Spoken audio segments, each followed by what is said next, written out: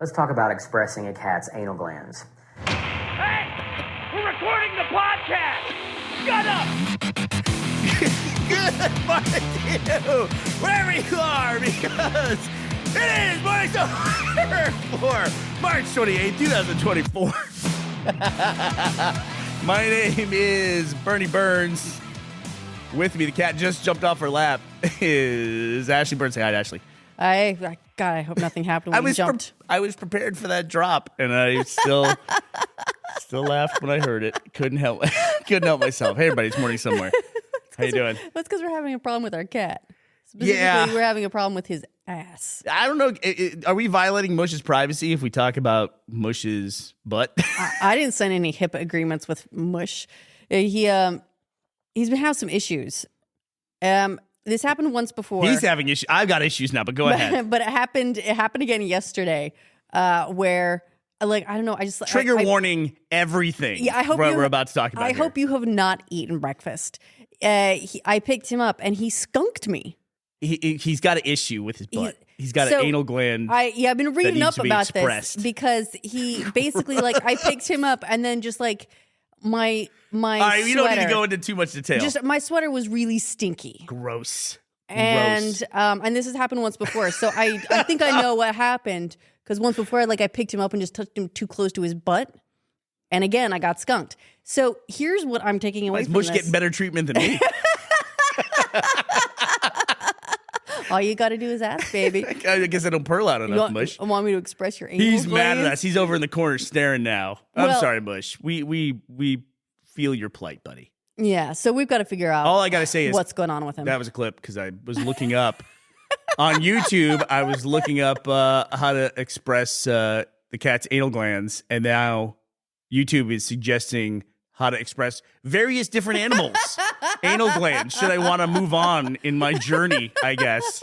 So, so finally my YouTube algorithm is exactly where I want it. Got it. You know what advice I found?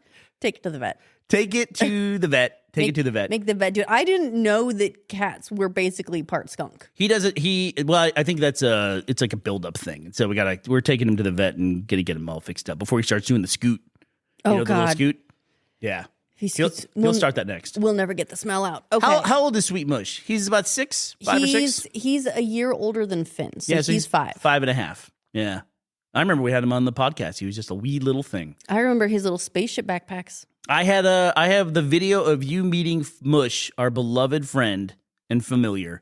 I have the video of you meeting him for the very first time. He was a cute little bug. His name, by the way, in the pound where we adopted him, Austin Pets Alive? Mm-hmm. We adopted him. His name was Julius because he was orange. He's like an orange Julius. We changed that immediately to Mush. Mush.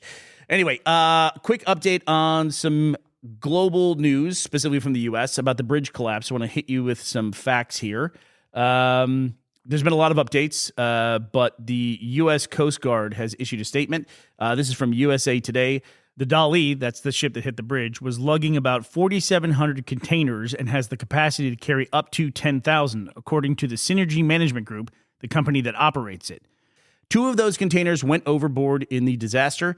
U.S. Coast Guard Vice Admiral Peter Gauthier said 56 of the containers have hazardous materials, but they do not include the 2 that went into the water, he said. Some of the 13 containers on the bow were damaged. The vessel is stable, but it still has over 1.5 million gallons of fuel oil and lube oil on board. So potentially an environmental disaster, but the vessel's stable. So, which is crazy. We were talking about the scale of this thing yesterday. It hit a bridge, and it only lost 2 containers overboard, and it doesn't appear to be in any danger of sinking itself. That's wild. Crazy to me. After yesterday, I went and I was watching some of those videos on YouTube of these container ships in rough seas, and it's astonishing to me that they don't lose more containers. They look like they're just stacked. Is there anything holding them together? It's just gravity, man, just holding everything in place. It's a massive amount of gravity. And, they have now moved from a recovery operation to a salvage operation. They have pulled 2 bodies out of the water, and they're still in search of 4 of the missing workers that are there. So that is an ongoing process. They have now started to move into a more of an economic discussion. I saw a map of the port of Baltimore today that showed like all the different major shipping centers that feed out of that port or into America from there. And one of the biggest ones that I noticed was Domino Sugar is the biggest importer that is inside that area that has now been shut off by the bridge. All right, so sugar shortage incoming. Sugar shortage incoming could affect your commodity prices for sugar. Not only that, but guess what else there's going to be shortage of? Oh, look at that. I see I fed that to you, Ashley. I just fed you that. From sugar to cocoa. So I just want to give everyone a little bit of a heads up here because I don't know how much it's being discussed, but start... What are you encouraging here? I'm going to say go out and hoard the cocoa. No, don't. So here's what's happening. How dare you? Is cocoa prices are soaring. So for raw cocoa, the price is more than double. So January this year, it was trading at $4,200 for a metric ton. And now I never pay more than $3,500 my metric tons. Ever. Never. And now it's over 10,000. Just to give you some indication. But even worse, potentially, is that it's last March, it was under 3,000. I wonder how long it takes for cocoa to make its way through the process and become chocolate. Like, what's the lead time on that, right? Well, my experience is video games, so it's pretty immediate. Yeah. And then I know how long it takes. Put it in the cooking pot, and then bam, chocolate comes out. That's your experience. I'm not talking how long does it take to cook it up. How long does it take to process it, move it over from, I'm assuming, Africa? I'm basing that on... Yes, it mostly comes out of West Africa. There was a crazy documentary that I saw where it was cocoa farmers who work to harvest cocoa beans. None of them had ever tried chocolate before. They didn't even know what the thing they were harvesting was used to make. And it was somebody who brought back chocolate to a village and had everybody try it for the first time. It was tear-jerking, to watch them. And they were very proud of what they had made. And I thought that was a really cool thing. I'll try to find the documentary and link it if I can. It might be just a news story, I don't think that would be a whole documentary. Still cool to see. I always wonder that, right? Like how long it took people to take, like in this case, the cocoa bean and figure out like all the steps required to make it something tasty. Have you ever seen it, like cocoa bean, what it looks like? It's just like a big round, weird, not at all chocolate-looking bean. It almost looks like a grub on the inside, like a white grub. Am I thinking about the right thing here? I think so. Yeah, when they get it open. But I'm with you. It's like it must have been thousands of years of experimenting to figure it out. The one I always get stuck on is coffee. They must have tried to eat coffee 1,000 different ways. Like I'm sure at some point early in the process, somebody stewed up a bowl of coffee beans like any other kind of beans and just ate them. I mean, I eat espresso beans, chocolate-covered ones. Yes, that have already been roasted and had all these steps taken to it. So it's not like you just like pick up a coffee bean off the side of the mountain and popped it in your mouth and went, yes, this has potential. We're going to get into some discussions here that hopefully there's a botanist somewhere in our subreddit who can explain this. But because there's a lot of beans that I wouldn't eat raw. But one of our favorite things here is when we go into our garden, we're coming up on it in the spring, is we get the sugar peas. Sugar peas. And Finn loves to go into his garden. He has a sugar pea plant, and he has to wait. Like he has strawberries and he has sugar peas. And he has to wait and be patient. And he can't eat the strawberry or the sugar peas too soon. He has to wait for them to be ripe. And it's a great life lesson, I think, that he has to sit there and wait days, which for a toddler is insane amount of time. Yeah, we have to be like, maybe this one will be ready tomorrow. We'll come back and check it then. While I'm talking about smarty pantses in the subreddit, somebody posted when we were talking about Mush before, we said he was nocturnal. And they pointed out, I can't find who did it because they didn't do it in the episode comment thread. They must have made their own comment thread. But, yeah, people do that sometimes. Yeah, and they said that cats are not nocturnal. Cats, Ashley, are crepuscular. Well, that sounds like a health condition. Many people think that they are nocturnal, but they are not. They are active at sunrise and sunset. And 4 a.m. when they decide to have zoomies. They're basically like teenagers, right? Same thing. And sleeping 18 hours if possible. Let's talk about expressing a cat's anal glands. Let's not talk about that. Can I talk about something in Scotland while we're on the subject of cats? Please do. We have lots of amazing fauna around us. In addition to the flora of sugar peas and strawberries, which British strawberries, by the way, amazing. Amazing. Oh, Amazing. I didn't know how amazing strawberries could be until I had one of these. Apparently, it has to do with the variety and whether they're fast growing or slow growing. And we tend to favor slow growing strawberries, which are more flavorful, as opposed to quick growing, which you can get into the store a lot faster, but they just don't have this rich flavor. Y'all come to Scotland, have a strawberry. You know where I want to go to have a strawberry is Japan. I saw another like one of these like docuseries or something. It was like one of these like Anthony Bourdain types that goes around doing stuff. I'm sorry if I don't remember the guy's name. But he did a thing where he went to Japan and there was this farmer who's dedicated his life to making perfect strawberries. And he has something like 100-pound strawberry. I mean, like $125 strawberry.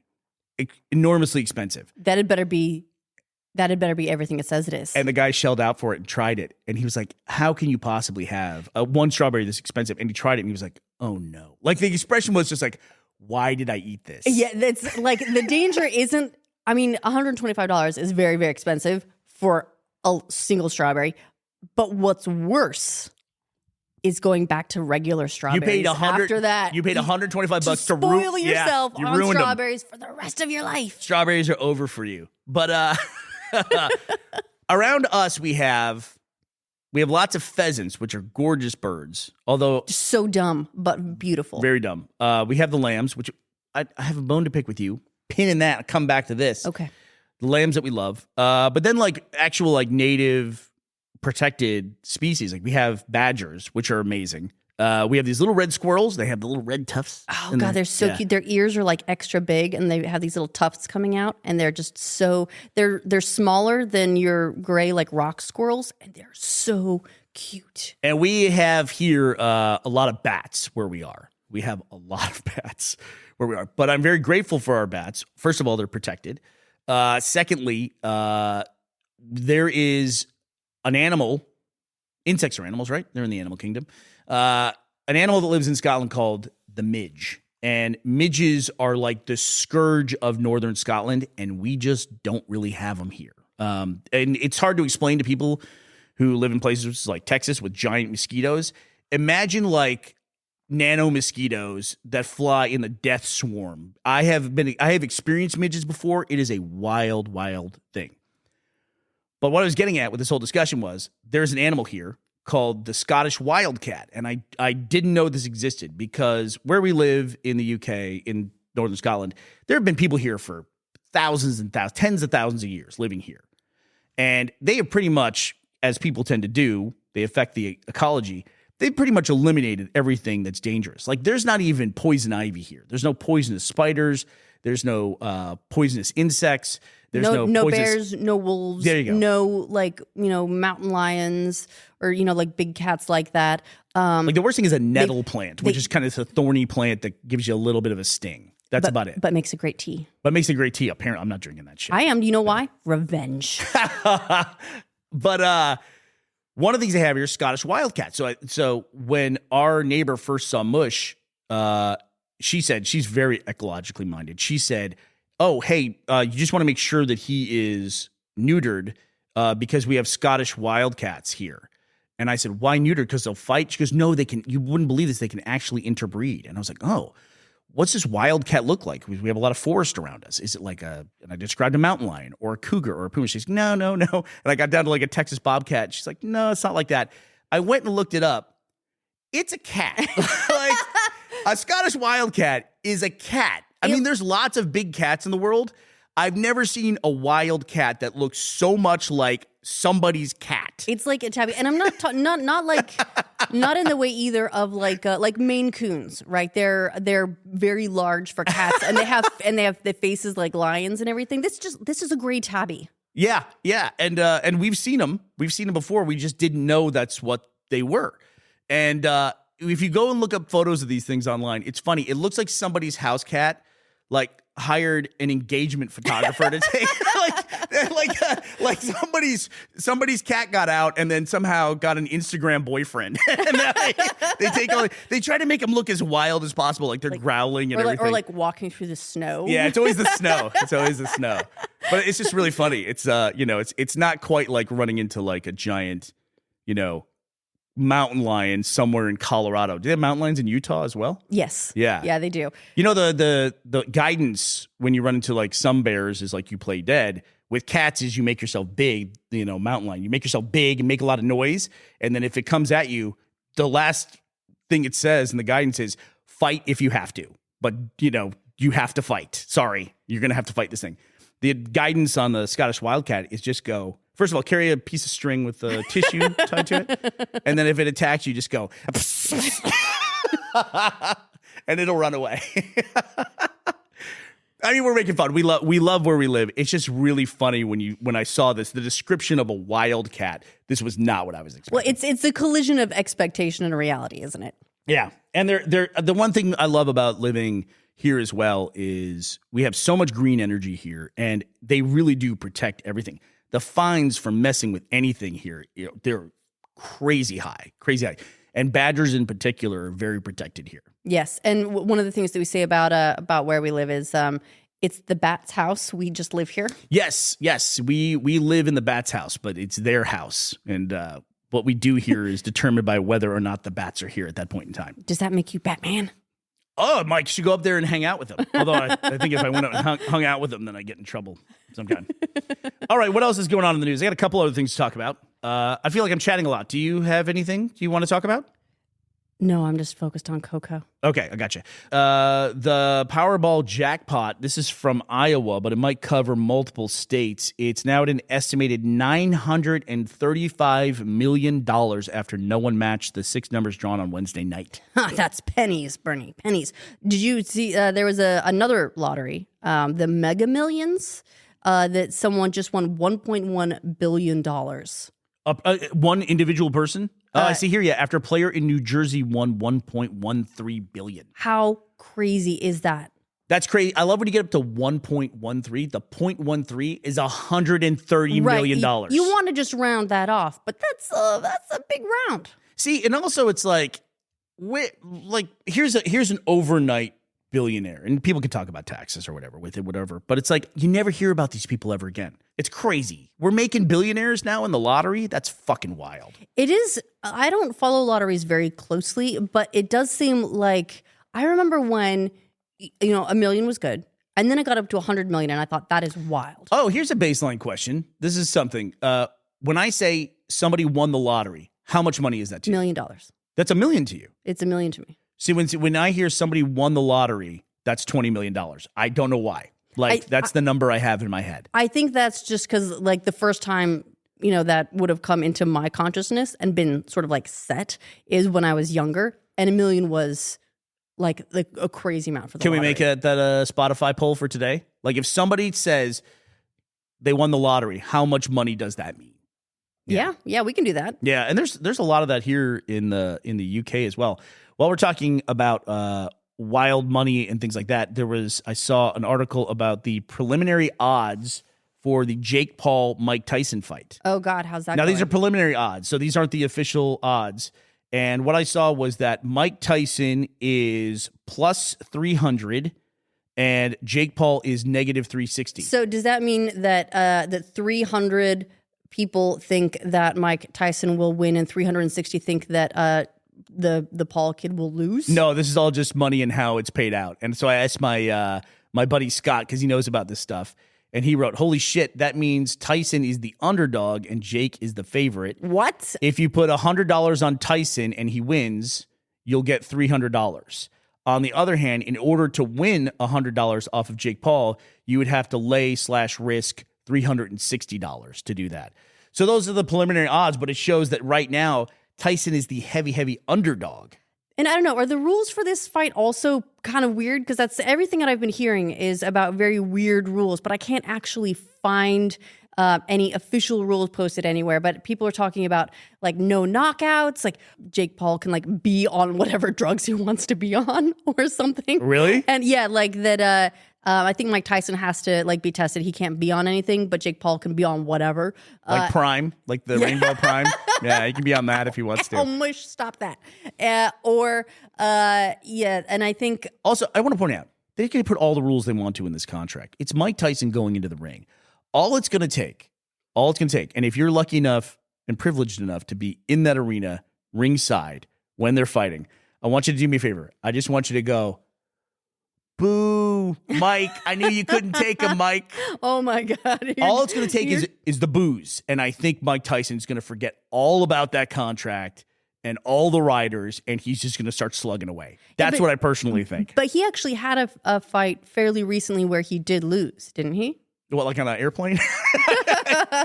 I think he was like wailing a dude who was messing with him on the plane. And it was really funny how like former heavyweight champ belts the shit out of a guy in an airplane, and then people saw the video and they go, "Oh yeah, glad he hit him." You know, glad he hit him. All right, well that does it for us today. Hey Ash, can I make a suggestion for the big future Powerball pools? I think that when we get these lotteries up to some limit, like say let's call it $1 billion. When you hit $1 billion, we just take all the money. It's nobody's money at that point. Nobody's losing anything. We take all the money and we pay off something. Like we pay off some school's debt. You know, we fix the schools in Baltimore, whatever we got to do. It's just a huge community project. And we hit it, we get $1 billion, and the whole thing resets back down to $5 million. That's what I think. I think we should do it. Let's do it. Let's do it. All right. Let's get our stamp of approval. All right. Well, that does it for us today, March 28th, 2024. We hope you all will be back to talk to us tomorrow. We'll be here as well. That's the ending of the show, everybody.